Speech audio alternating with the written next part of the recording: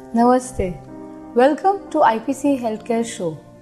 मैं डॉक्टर प्रतीक्षा सभी दर्शकों का इस स्ट्रेस मैनेजमेंट प्रोग्राम की सीरीज में दिल से स्वागत करती हूँ। दर्शकों, मुझे उम्मीद है कि जो हम स्ट्रेस मैनेजमेंट की जो टिप्स आपको दे रहे हैं, आप ज़रूर अपने डे टू डे लाइफ में उसको इम्प्लीमेंट करने के लिए शुरुआत कर दी होगी। मैं नए जो आज देख रहे हैं उनके लिए रिकैप कर दूँ कि हम लोग ने अभी तक home related stress, work related stress और फाइनेंशियल स्ट्रेस और ये सब का अपने शरीर पे क्या इल इफेक्ट्स यानी कि दुष्परिणाम होता है वो डिस्कस किया हुआ है।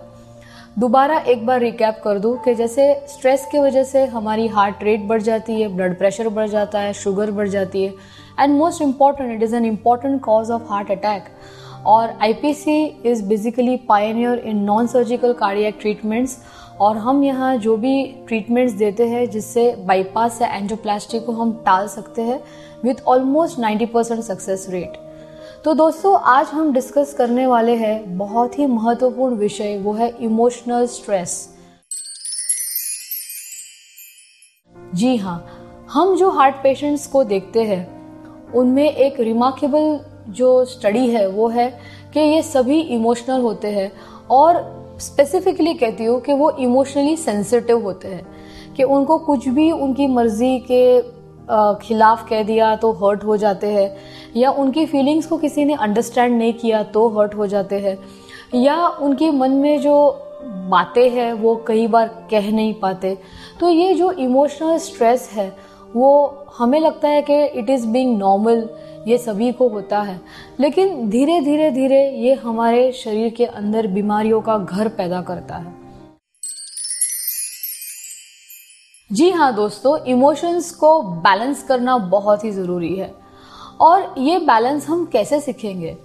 जैसे कि इमोशंस दो तरह के होते हैं, पॉजिटिव इमोशंस और नेगेटिव इमोशंस। जैसे आपने देखा होगा कि जब भी आप बहुत ही खुश है, जैसे आप क्वाइटनेस में है, तो व्हेनेवर यू आर हैप्पी तो ओपियोइड्स नाम के हॉर्मोन्स पैदा होते हैं जिससे आपको एक सेंस ऑफ फुलफिलमेंट यानी कि एक सेटिस्फैक्शन फील होता है और मन शांत हो जाता है और उसी दरमियान हमारी जो हार्ट बीट्स है वो भी नॉर्मलाइज हो जाती है, ब्लड प्रेशर भी सही रहता है और हमारे शरीर के अंदर जो भी ग्लैंड्स होते हैं जिसे हम एंडोक्राइन ग्लैंड्स कहते हैं वो सभी प्रॉपरली अपनी क्रियाएं करते रहते हैं। और जितने भी नेगेटिव इमोशंस हैं जैसे कि हम डे टू डे लाइफ में एक्सपीरियंस करते हैं, एंगर यानी कि गुस्सा होना, बात बात पे चिढ़ना, एंजाइटी, सोचते रहना, वरी करना, डिप्रेशन, कई लोगों को ये कंटिन्यूअस बेसिस पे सैड होने लगते हैं तो डिप्रेस हो जाते हैं, दुखी हो जाते हैं, डिस्पेयर जैसे कि कोई उम्मीद ही नहीं है, मेरा अब कुछ नहीं हो सकता। तो ये जो सब नेगेटिव इमोशंस है ये सभी के वजह से अपने शरीर पे दुष्परिणाम होता है। एक तो हमारे जो एंडोक्राइन ग्लैंड्स है जो ऊपर जैसे हम पिट्यूटरी या हाइपोथैलेमस कहते हैं, यहाँ से सभी पूरे शरीर के जो संचालन होती है, सभी शरीर के जो अवयव है, अंग है, ठीक से काम करने के लिए जो हार्मोन्स पैदा होते हैं, ये पूरी जो एक्सेस है उसमें डिस्टर्बेंस पैदा हो जाता है। और ये जो सब इम्बैलेंसेस और डिस्टर्बेंसेस के वजह से हमारे जो डाइजेस्टिव सिस्टम पे उसका असर पड़ता है, एसिडिटी बढ़ जाती है, गैसेस, कॉन्स्टिपेशन, कई लोगों को स्ट्रेस के वजह से इरिटेबल बाउल सिंड्रोम, मतलब उनको घड़ी घड़ी शौचालय जाना पड़ता है, उनको डायरिया हो जाता है। कई लोगों को अलग अलग सिस्टम्स पे जैसे कि हड्डियों में असर पड़ता है, स्पॉन्डिलोसिस हो जाती है, कोई लोगों को हार्ट प्रॉब्लम्स हो जाता है, कैंसर हो जाता है। तो मेरे हिसाब से emotional balancing is most important and unfortunately हम सभी को स्कूल में शिक्षा दी जाती है, एजुकेशन दी जाती है, डिग्रीज दी जाती है, बहुत लोग पढ़ लिख कर बड़े आदमी बन जाते हैं, लेकिन कहीं भी हमें ये शिक्षा नहीं मिलती कि हम हमारे इमोशंस को कैसे कंट्रोल करें या हमारे इमोशंस को कैसे बैलेंस करें। तो सबसे पहला स्टेप है रिप्लेसमेंट, कि जैसे कि हम घर के बाहर हमेशा एक सिक्योरिटी ग्रिल बिठा देते हैं या बिल्डिंग में सोसाइटी में सिक्योरिटी गार्ड्स बिठा देते हैं, तो वैसे ही हमारे मन में भी एक सिक्योरिटी गार्ड बिठाना पड़ेगा कि कभी भी अगर हमें नेगेटिव इमोशंस आते हैं, जैसे कि एंगर है, ग्रीड है, जेलसी है, किसी को पीटने का मन करता है या कुछ किसी से चुराने का मन करता है, कोई भी नेगेटिव अगर हमारे अंदर इमोशंस आते हैं तो सबसे पहले वो गार्ड को उसे रोकना पड़ेगा अपने मन के अंदर आने से। दूसरा जो मैं आपको बताई थी रिप्लेसमेंट, क्योंकि अगर वो डिटेक्ट होगा तो ही रिप्लेस हो सकता है। कि हम जनरली अपने आप को दुखी बनाने की आदत बना देते हैं। जी हाँ दोस्तों, आप मेरी स्टेटमेंट से हंसेंगे शायद, लेकिन ये बात सच है।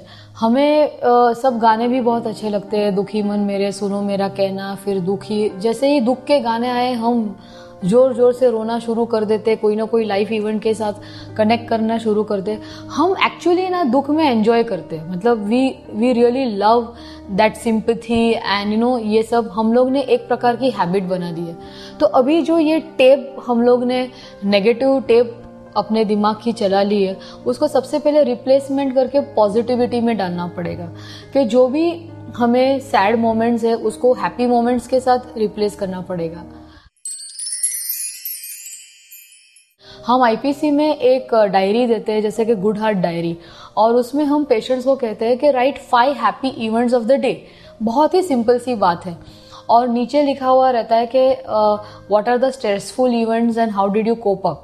अभी मोस्ट ऑफ द टाइम्स जब भी हम रोज डायरी चेक करते हैं तो उसमें हैप्पी इवेंट्स का कॉलम हमेशा एम्प्टी होता है। तो हम जब भी पेशेंट्स को पूछते हैं कि आपके यहाँ कोई हैप्पी इवेंट्स होते ही नहीं है, तो वो कहते हैं कि उसमें क्या है, वही सुबह है, वही बीवी है, वही चाय, वही खाना आता है, वही काम पे जाते हैं, उसमें हैप्पीनेस क्या है। तो जब भी हम दुख के इवेंट्स आपको याद करने बोलेंगे तो फटाफट पेजेस भरने शुरू, आंखें भरने शुरू, और वो खत्म ही नहीं होता है।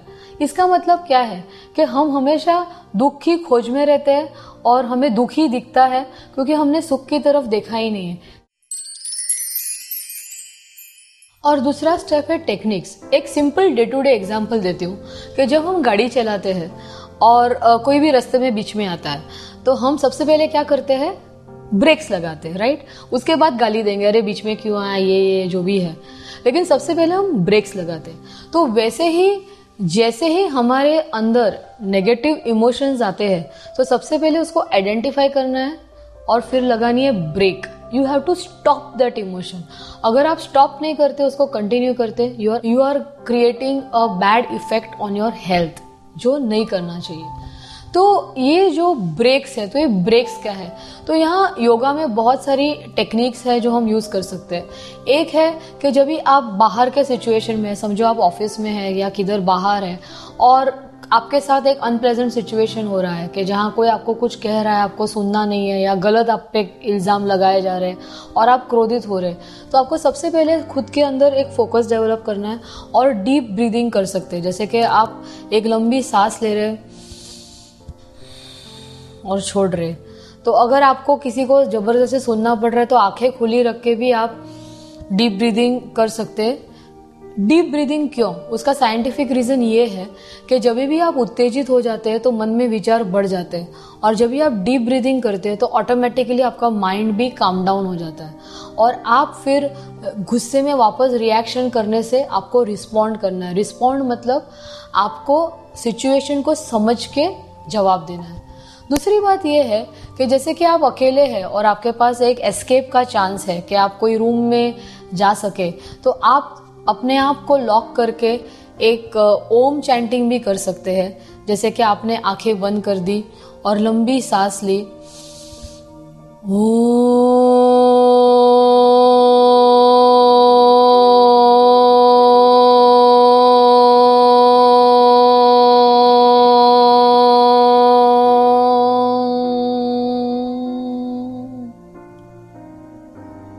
तो वैसे जैसे आपने देखा कि कितना शांत महसूस हो रहा है, तो वैसे आप 3 राउंड 5 राउंड जितने भी आप राउंड्स कर सकते हैं, आप ओम चैंटिंग कर सकते हैं। उससे आपका माइंड बहुत ही पीसफुल हो जाएगा।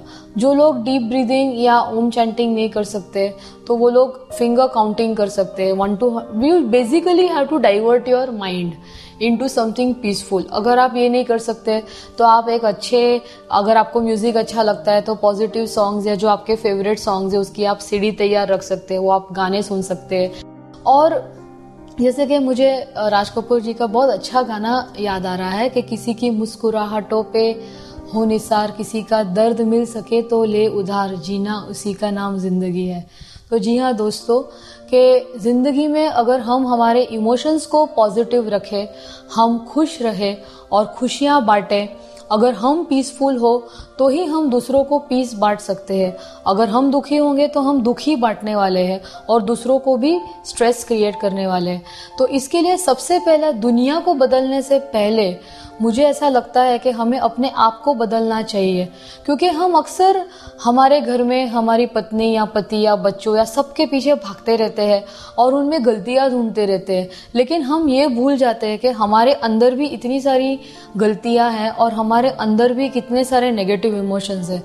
तो अपने आप को पॉजिटिव बनाइए, अपने इमोशंस को बैलेंस कीजिए और जैसे मैंने आपको बताया पीएम में पॉजिटिव मेंटल एटीट्यूड रखिए, तो डेफिनेटली आपका बॉडी और माइंड दोनों ही हेल्दी और स्ट्रांग होगा। शुक्रिया, धन्यवाद।